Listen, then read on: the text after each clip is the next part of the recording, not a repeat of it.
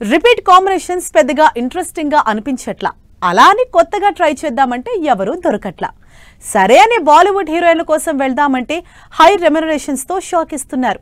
మరి మన హీరోలకి హీరోయిన్లు దొరికేదెలా?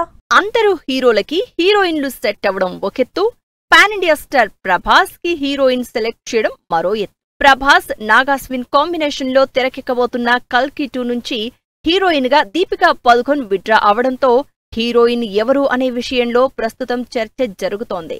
ప్రభాస్ ఇమేజ్ కి చిన్న హీరోయిన్లు సూట్ అవరు.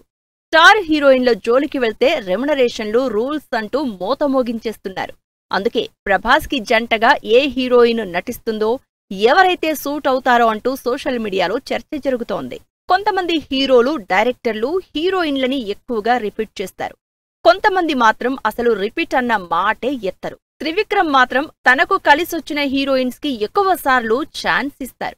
అయితే ఈసారి వెంకటేష్ తో చేస్తున్న సినిమాకి శ్రీనిధి శెట్టిని సెలెక్ట్ చేసిన త్రివిక్రమ్ ఎన్టీఆర్ తో చేయబోయే మైథలాజికల్ డ్రామా కోసం ఎవరిని తీసుకొస్తారా అని ఫ్యాన్స్ ఆసక్తిగా వెయిట్ చేస్తున్నారు. సినిమా స్టార్ట్ అవ్వడానికి టైం ఉన్నా ఇప్పటినుంచే స్టార్ క్యాస్ట్ ని ఫైనల్ చేసుకునే పనిలో ఉన్నారు చరణ్, సుకుమార్.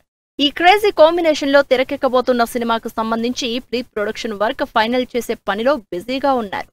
తన సినిమాల్లో హీరోయిన్లకి ప్రామిసింగ్ స్పేస్ ఇచ్చే సుకుమార్ ఈసారి చరణ్ తో చేయబోయే సినిమాలో హీరోయిన్ గా ఎవరిని సెట్ చేస్తారా అని ఈగర్ గా వెయిట్ చేస్తున్నారు.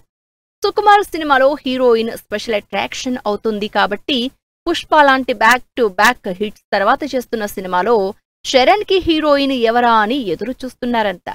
హీరోయిన్ల విషయంలో ఎప్పుడూ సంథింగ్ డిఫరెంట్ గా ఆలోచించే నాని ఈసారి తన అప్కమింగ్ మూవీ ప్యారడైజ్ లో ఏ హీరోయిన్ ని ఆడియన్స్ కి పరిచయం చేస్తాడో అని వెయిట్ చేస్తున్నారు.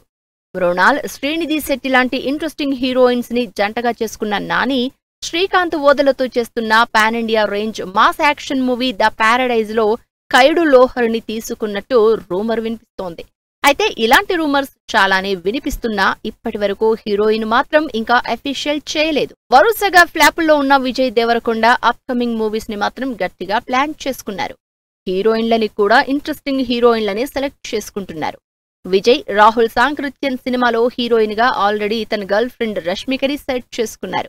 రవికిరణ్ కోలాతో చేయబోయే విలేజ్ యాక్షన్ డ్రామాలో హీరోయిన్ గా ఎవరిని సెలెక్ట్ చేస్తారో అన్న చర్చ జరుగుతోంది.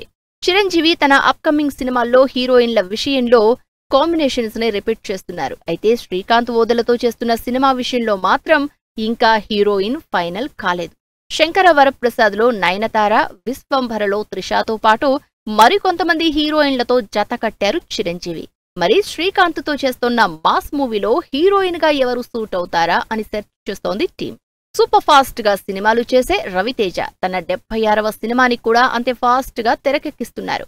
కిషోర్ తిరుమల డైరెక్షన్ లో తెరకెక్కుతున్న సినిమా సగానికి పైగా షూటింగ్ అయిపోయింది.